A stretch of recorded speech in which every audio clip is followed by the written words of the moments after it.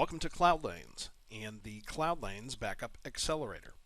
This series of videos will show you first how to download the correct image for your particular hypervisor and to deploy that image properly. Step 2 will be to configure your cloud storage account or accounts in your cloud storage provider. Step 3 will be to create the Backup Accelerator Vault, where we store all the data that you back up, first initially on premises and then moving it to the cloud. The fourth step is connecting the Windows server on which you are running your backup software to the Cloud Lanes Backup Accelerator with the iscsi initiator.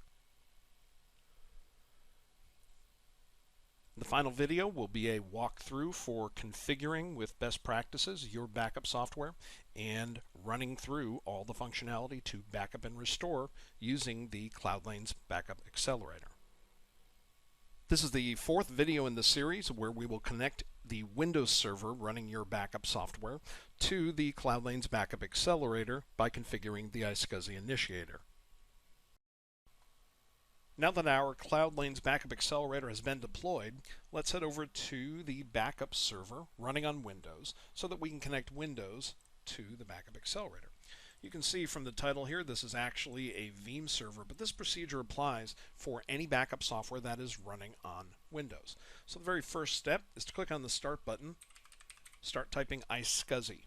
Choose the iscsi initiator applet. You'll see this note indicating that iscsi initiator is actually a service that will run in the background automatically in order to maintain persistent connections to the devices that we're connecting to. Just answer yes there. That will set the service to start automatically with the server. When the window appears, simply put in the IP address of your Cloud Lanes Backup Accelerator deployment. If you did deploy it with multiple interfaces, this of course would be the internal interface, the connectivity between your backup software and the Backup Accelerator. If you only have a single interface, such as in this case, we'll use that IP address. Quick connect. Note here that it is inactive. That is because we have enabled just a minor security mechanism to prevent inadvertent connections to this. If we click on connect and then advanced, we need to choose enable chap logon, and the name is just cladmin. Target secret is Cloud Lanes 2016, all lowercase. If we hit OK, now it shows connected. So again, the reason that we include that authentication piece is not as a measure of security. Chap authentication is not particularly strong, and iscsi traffic, the traffic between your backup server and the Cloud Lanes Backup Accelerator, should be segregated from all your other network traffic if possible. Put it on its own VLAN. The reason is because iscsi traffic is literally encapsulating SCSI disk commands, commands to tell a disk drive what to do, what to write, what to read, and they are not encrypted. Somebody who can sniff your iscsi traffic could possibly intercept it, modify it to corrupt data, or even recreate data by watching those commands. So the protocol itself is not secure, which is why you want to segregate that iscsi traffic from everything else on your network. But if you then have an iscsi VLAN with multiple iscsi devices, a common feature of software that works with iscsi devices is to scan for those devices. Well, we don't want any such software to inadvertently find and connect to the Backup Accelerator. We only want your backup software to connect to it, which is why we put in that trivial authentication mechanism.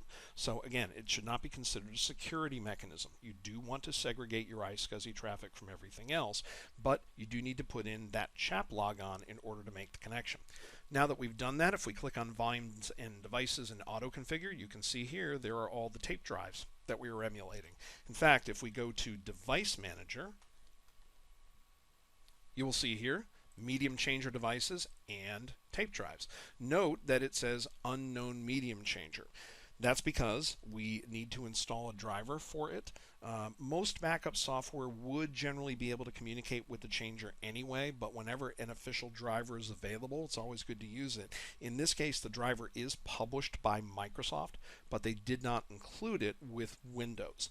So we need to download it from the Microsoft Update catalog. I've already done so. And we'll install it now. And you can see now that it reflects properly as the type of library that we're emulating. And again, all the tape drives. That's it. We've now connected with Windows, with the iscsi initiator, to the CloudLanes Backup Accelerator.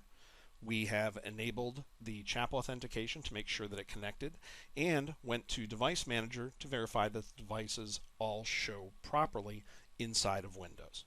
The next step will be to configure your backup software.